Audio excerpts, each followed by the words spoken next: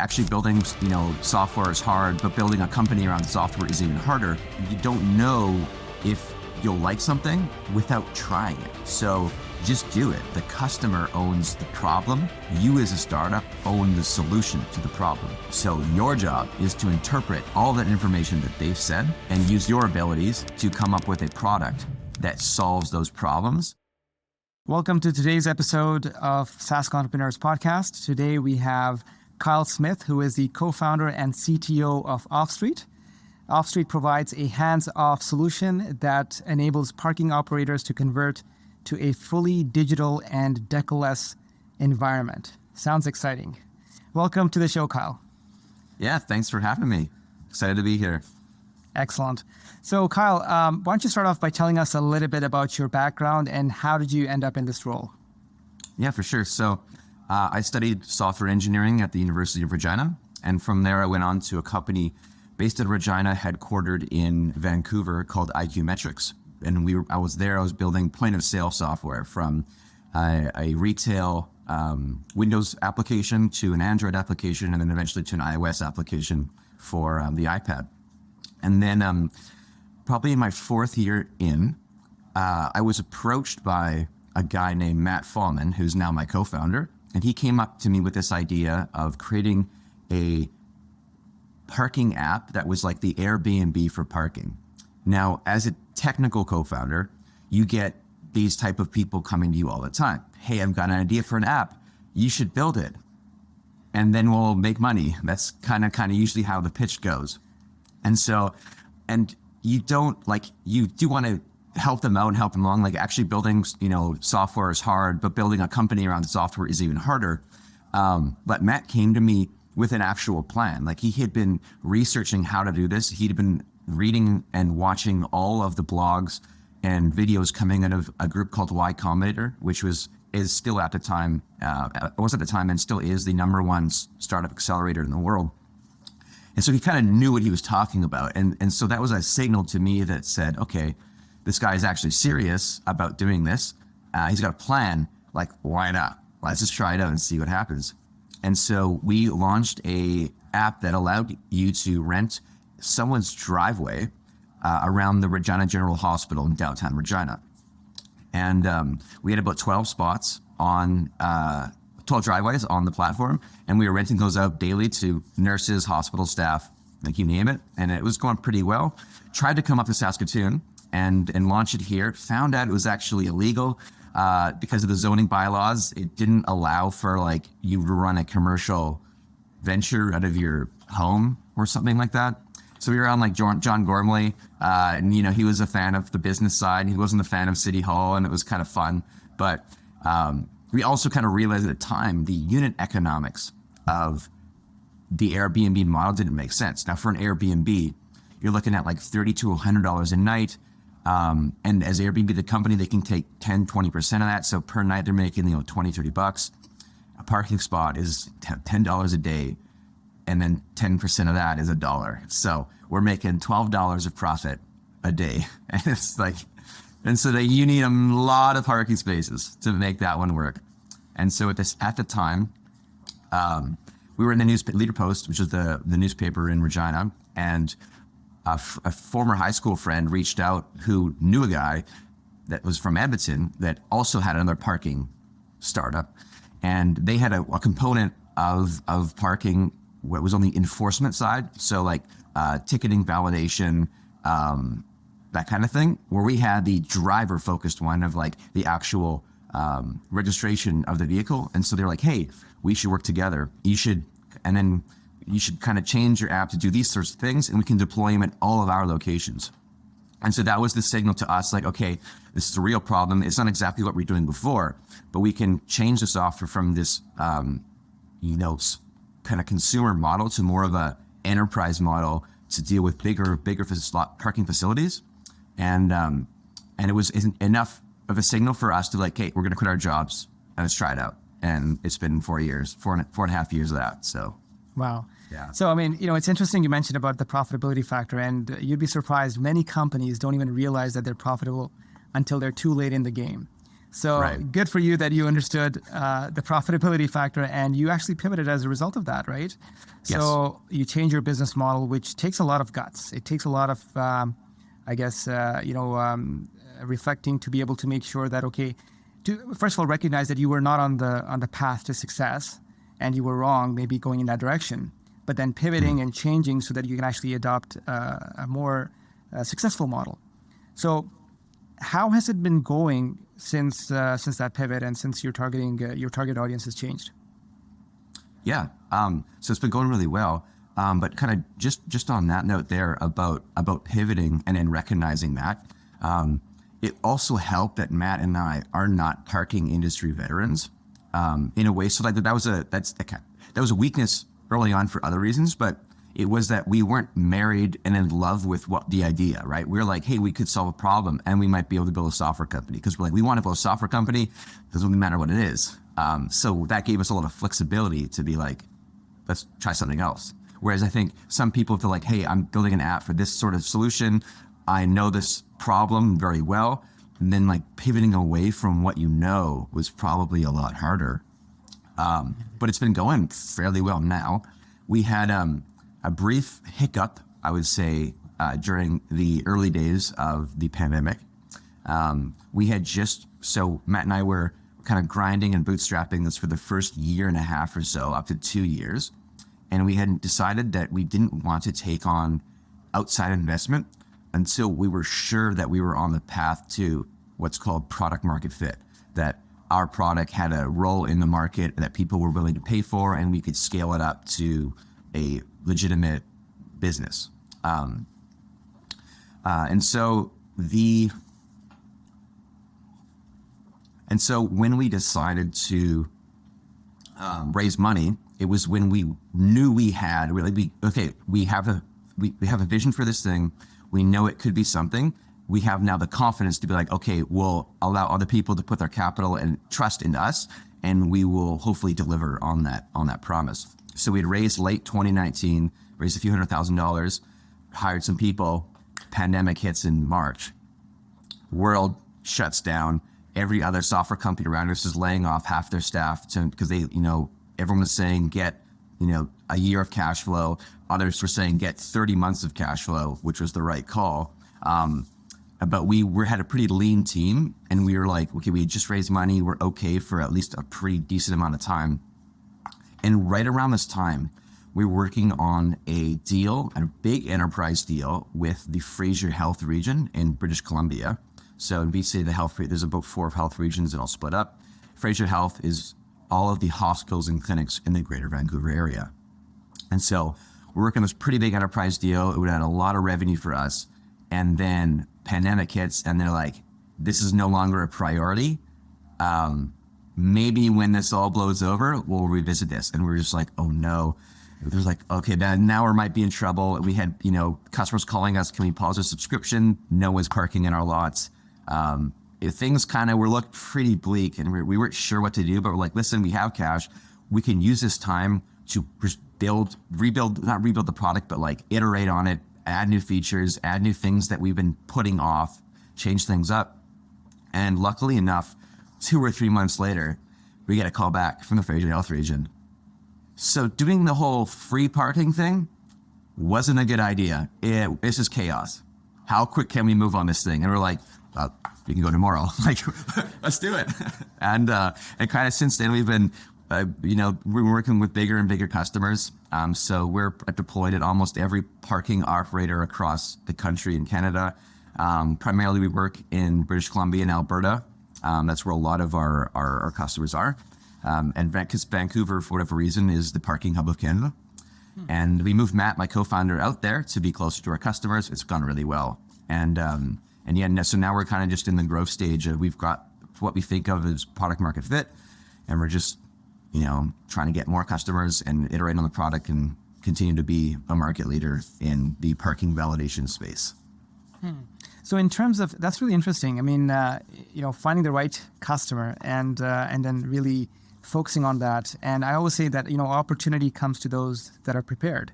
So, you were prepared with all the bells and whistles that that your client needed at the time, and you were able to fulfill that service.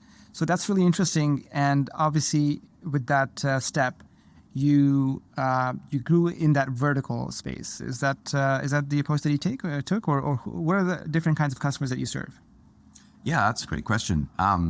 So we serve typically our user of the product is someone who manages a parking facility. So it could be a 10 vehicle lot outside of a strip mall with an RBC, a Booster Juice, a doctor's office, to large hotel parkades and parking garages or surface lots, and to health regions now. And we've really kind of dialed in on the institutional market, because the thing about a surface lot that might be serviced by a parking company like Impark is it's not a very, the parking problems that they have are much different than what you could say institutional. So for example, at that strip mall example, the rules are fairly basic. It's 2 hours, 2 to 3 hours, free parking, and then after that it's paid. Whereas at a hospital, there's 7 different zones. You've got contractor parking, you've got long-term patient parking,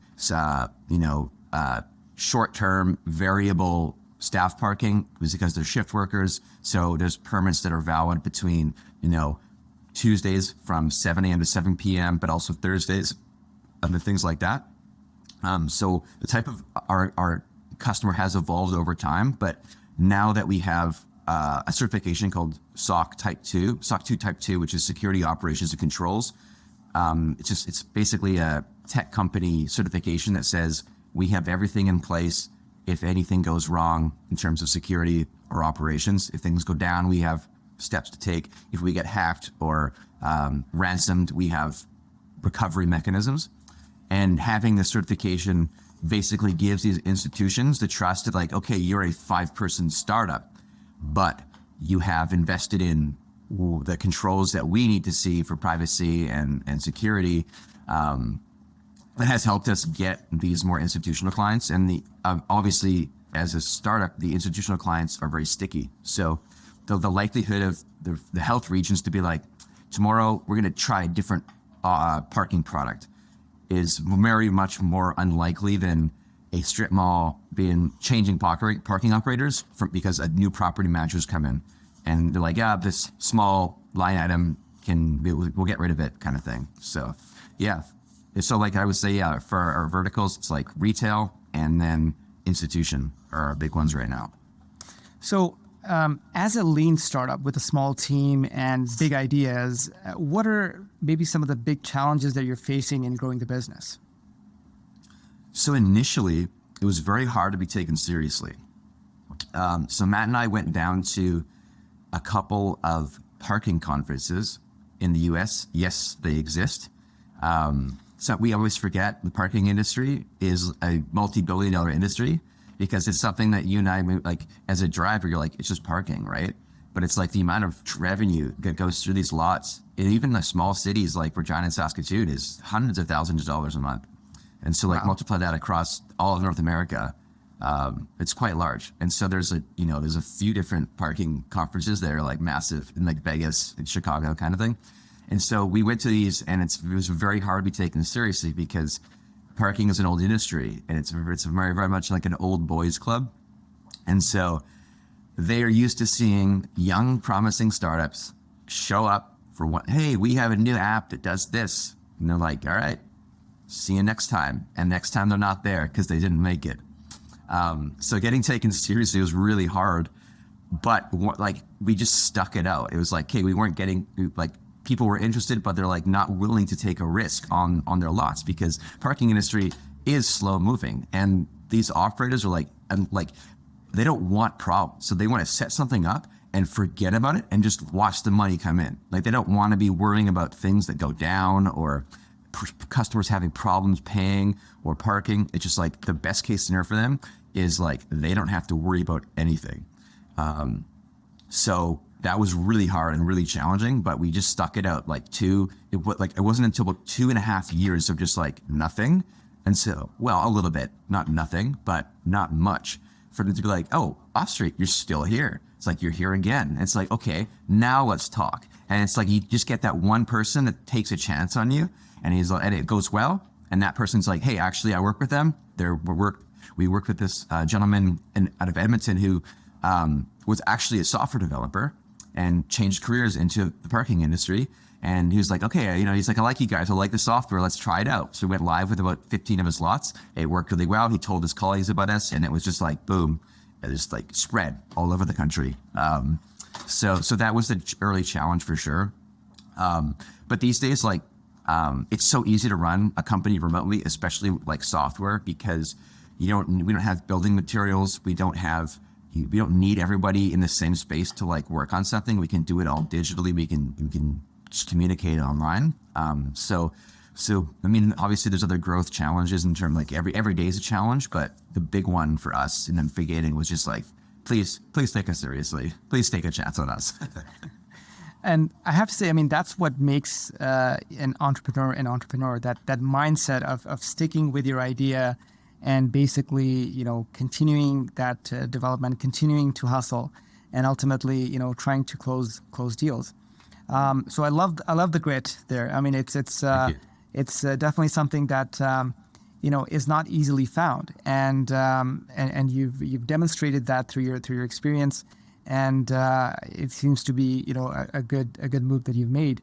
So obviously this was when going to trade shows, right? You made that contact to trade shows, and during COVID though, that's been a challenge, right? I mean, you can't go to trade shows, you can't go to networking events, and especially for the past couple of years, many businesses are facing this challenge of even connecting with their target audience in an effective way. And virtual trade shows, I mean, again, they can be effective, but only up to some extent. So how do you tackle that? I mean, how do you tackle that relationship piece? Because it seems that you acquired that client by going through the trade show a few times and making yourself known, but now, it's tough to do that. So what are the marketing tactics that you're actually using to establish your brand? Yeah. So I've got a few cool ones to tell you about. So you're right, because it's a very old school industry. It's like dominated by men over the age of 40 or 50 kind of thing. So very face to face, very like, I need to know you to do business with you kind of thing.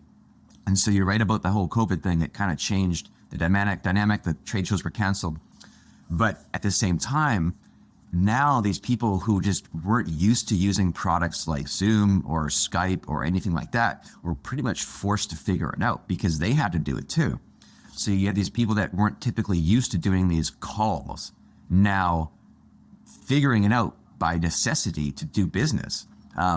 It just made doing things for us even easier because we didn't have to get in front of them.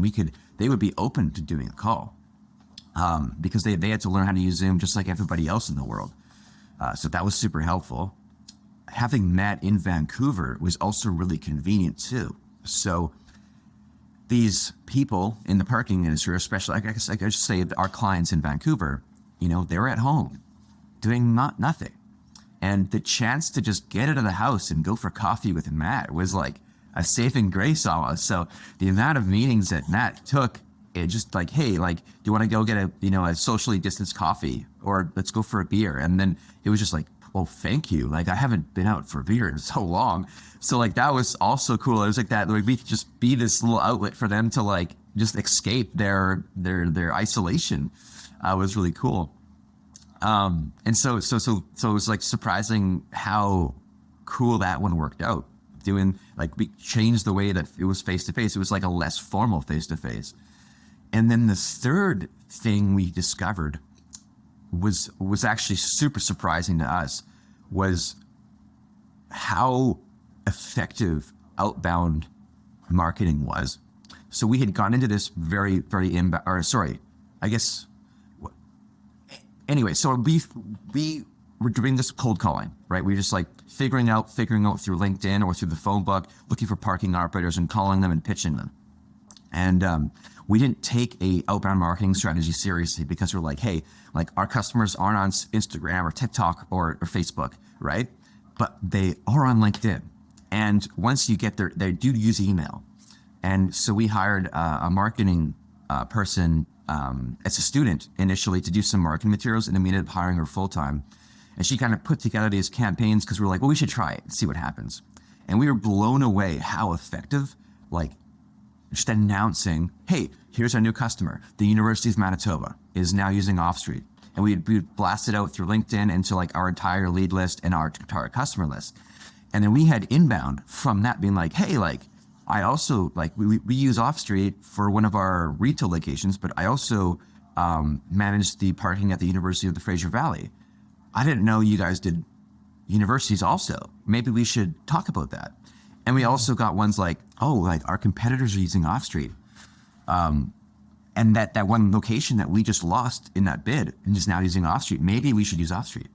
So it was very surprising, like, oh my gosh, like this industry that's like as old as you can get these online marketing strategies are working. It was just like, what?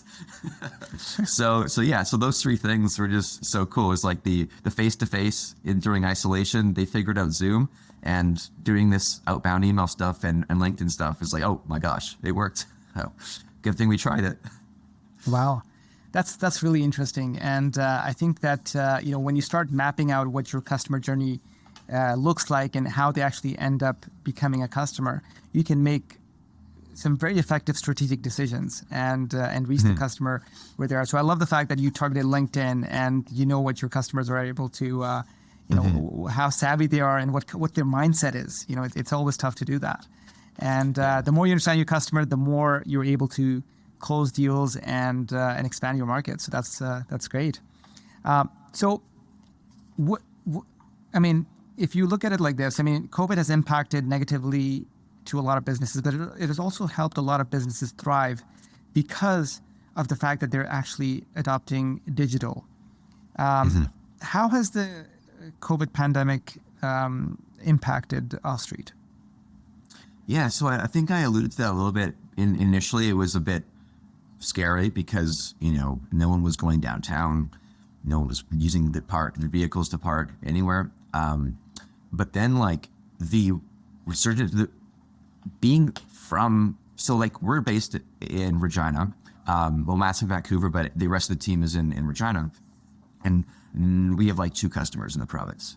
So like 99% of revenue is not there. So we're very much like trying to get into these markets that we're not in, which is traditionally pretty hard. But because everyone has learned how to use Zoom, has figured out, how to talk to each other across borders, even people within the same city are now just doing Zoom calls because in some cases it's more efficient. That just made things way easier in terms of like pitching, was because we didn't have to fly Matt anywhere. We could just, do a Zoom call. So that definitely helped us out. A lot of businesses did suffer. And so our client list did change a little bit. We had some locations that just dropped off completely. So we had a bit of churn, especially in the early days. But now that we've figured out this institutional market, that is much more stable because that they're not as susceptible to market changes, like no one going downtown. It's like the hospitals are always going to be used regardless. And universities and colleges now, like they weren't being used very much, but now they're at like half capacity or whatnot. So yeah, I'd say that it was a net positive for Offstreet, the pandemic. I think we might have been a bit further ahead than we are today without it, because we did get slowed down, but that also helped us kind of, look inward and develop the product more. So maybe the product would be worse, but we'd have more customers. It's tough to say, but I think that it's definitely net positive for our team. Got it. So where do you see as the biggest opportunities for Offstreet in the near future? Yeah. So right now we have, in my opinion, the best product in the market for handling validations. So what a validation is you're basically given the right to park on behalf of somebody else. So think of like if you've ever been to a hotel and they pay for, because you're a guest and you're paying for a room, you get free parking. That's a validation. The hotel has validated your parking and they will be paying for it. So they might own the lot, they might be leasing it, or they might just be paying out of pocket for those cars.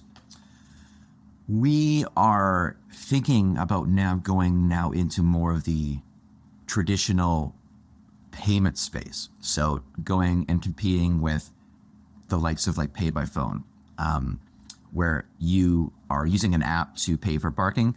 With Offstreet, we only do right now free parking for the driver. So like the paid part comes behind the scenes between the operator or the property management group and whoever is using the facility.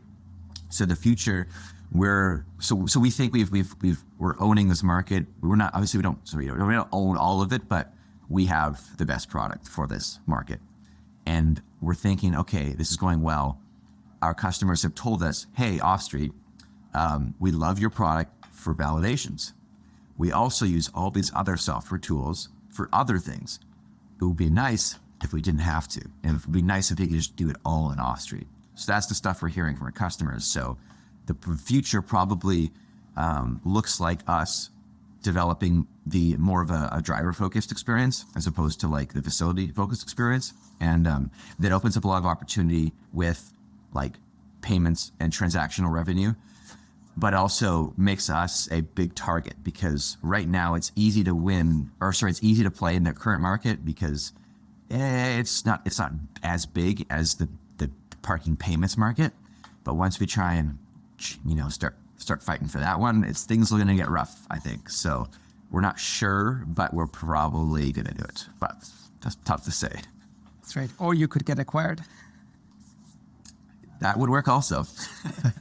That's true. Yeah. Great. So what advice do you have for startups that are, obviously you've been pushing this idea for the past 5 years and it's been going well. You've seen some really good success recently, but it takes a lot to actually take an idea from concept to completion and ultimately to succession. So what is your advice for startups that are actually in that phase that they have an idea that they want to work on and they basically want to make it a reality? I would go to the teachings of the Church of Y Combinator, or like Y Combinator, the #1 accelerator in the world. They've got great content, so I would recommend anyone just go there and read and watch everything they have. But specifically from that is what we learned is about how to build a product. And it's very important to let your ego, like you might think you know what you need to build, but it's so important that you listen to the customer and not necessarily the buyer. So there's like, sometimes the customer isn't the buyer is like maybe the manager of the company. The customer, the user is the one who's actually going to tell you what the problem you're trying to solve for. And so it's very important to talk to those users as much as possible and get all the feedback you can. But you're not supposed to build what they tell you. So the customer owns the problem. You as a startup own the solution to the problem. So your job is to interpret all that information that they've said and use your abilities to come up with a product that solves those problems. But you're not building because if they like, it goes back to like the Henry Ford type of thing, right? Like if why would I want a car? Like I just want a faster horse. They're just more reliable, right? But the Henry Ford, they saw the future of the automobile, and it was like that's the future. But you wanted the faster horse, but I'll give you a faster horse. But so maybe it takes some time to get there. But this is what you want. So that's probably my biggest piece of advice is like. Is owning the solution, but you let them own the problem that you're trying to solve. And then just like, yeah, this sucks and things are gonna be awful and hard and you just gotta deal with it. Because everything will not go your way. It's just, you gotta react to it. You just have to take the punches and then, come out strong. So true. So as a Saskatchewan startup, what do you love about doing business in Saskatchewan? Yeah, so we don't do much of business like sales business in Saskatchewan, but I love the startup business environment that we have because it is new. We've had a few successful tech companies come out of the prairies, especially Saskatchewan, right? We've had, the big one, like Skip the Dishes, Gas Buddy, some big acquisitions going on there. Like sure, Skip went to Winnipeg, but they're, from PA, built in a little bit in Regina, a little bit in Saskatoon. We've got now more established startups, 7 Shifts, Vendasta, Coconut Software, IQ Metrics. Now we've got this new wave of startup where like those titans, as we refer them to, figured this all out with no support. They didn't have government support here. They didn't have anyone who came before them that could tell them what to do. But now through incubators like Cultivator in Regina and Collabs in Saskatoon, of which we're both a part of, now we have the support networks. We have other founders that we are with all the time. We have favorable government policy that allows us to do things like raise money easily because of the Saskatchewan Technology Startup Incentive, which gives a 50% tax rebate to accredited investors who invest in early stage tech companies. We have access to government programs like the federal IRAP program that essentially allows us to hire technical talent easy, because as a startup, it's very hard to do, especially when these developers could easily get a job in the US making 6 figures. It allows us to subsidize the wages. So I just love that when we're early in Saskatchewan's tech journey, and I love that it's just like being supported, right? Like we know we're good at oil and gas, we're good at agriculture, and the government's like, hey, we're also going to be good at tech, and we're going to do some cool stuff here, and we're going to support the entrepreneurs doing that. So I just love the ecosystem. I love the environment. I love that more than I actually love building the company, right? Like this Panic was kind of hard for me because it was like we were just doing our own thing in isolation. But like back before that happened, we had all these people doing the same thing. Well, not the same thing, but building companies together, sharing our problems, sharing our wins and our losses. And that to me is really special. So that's kind of like my favorite part, and I'm glad that we have that here. And it's so small. Like I'm not like if I were to build this company in Vancouver, we wouldn't get FaceTime with billionaires. Like there are billionaires from Saskatchewan. Like we can get in front of Murad Al-Khatib from I can't remember right now, but like Michelle Zatlin, who's the COO of Cloudflare, like from PA. Like, and because we're from Saskatchewan and because it's so small, it's like, yeah, they'll take our meeting. That's like, why not? You're from Regina. Like, oh yeah, you have a family in Regina. Sure, I'll take a call. So we just have these opportunities because you could be a bigger fish in a small sea, but it's a very cool sea. So yeah. That's awesome. And, on more of a personal note, Kyle, if you were to go back 10 years, mm-hmm. what advice would you give to your younger self? I always think, I kind of do these like thought experiments and think of like, if you did things differently, you might not be in the same position you are today, because all of those things that happened led up to where you are now. And if you did something that you thought in the past, like, oh, it would have been nicer if I didn't make that mistake, or I tried something else, that might have taken you on a different journey. But probably as a comfort thing, I would have if I were to go back and like, yo, Kyle, I would probably say, trust your ability and your confidence a little more, because it's very difficult to leave the comfort of a high-paying job to make nothing for years. And I think I maybe would have pushed myself a little earlier.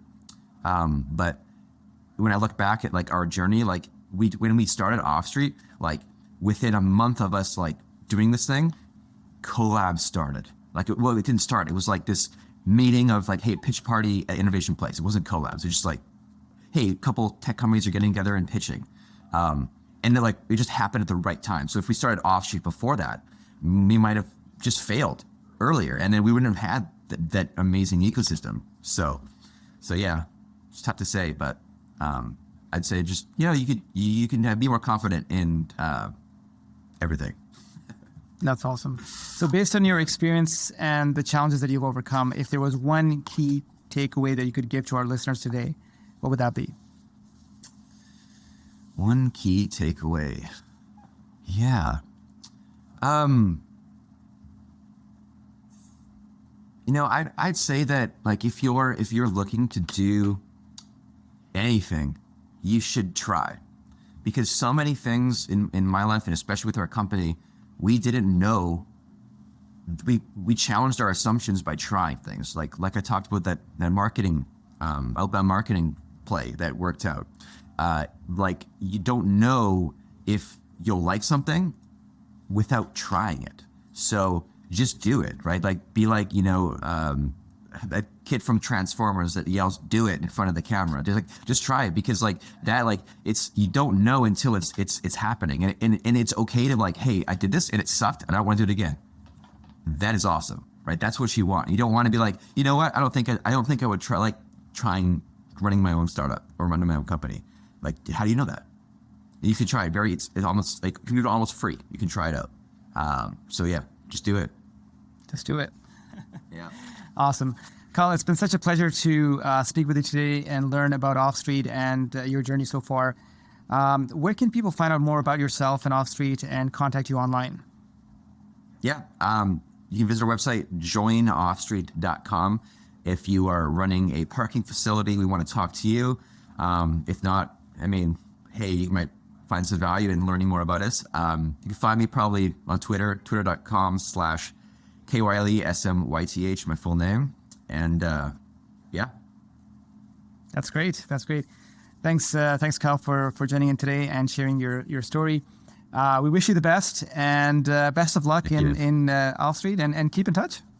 Yes, thank you so much. Thank you for having me. This has been so much fun. Thanks for listening to Sask Entrepreneurs. If you enjoyed today's episode, be sure to follow, subscribe, and share it with someone who needs a spark of inspiration. To catch more stories and lessons learned from Saskatchewan's business leaders, visit SaskEntrepreneurs.com. Until next time, keep building, keep growing, and keep Saskatchewan strong. Ciao.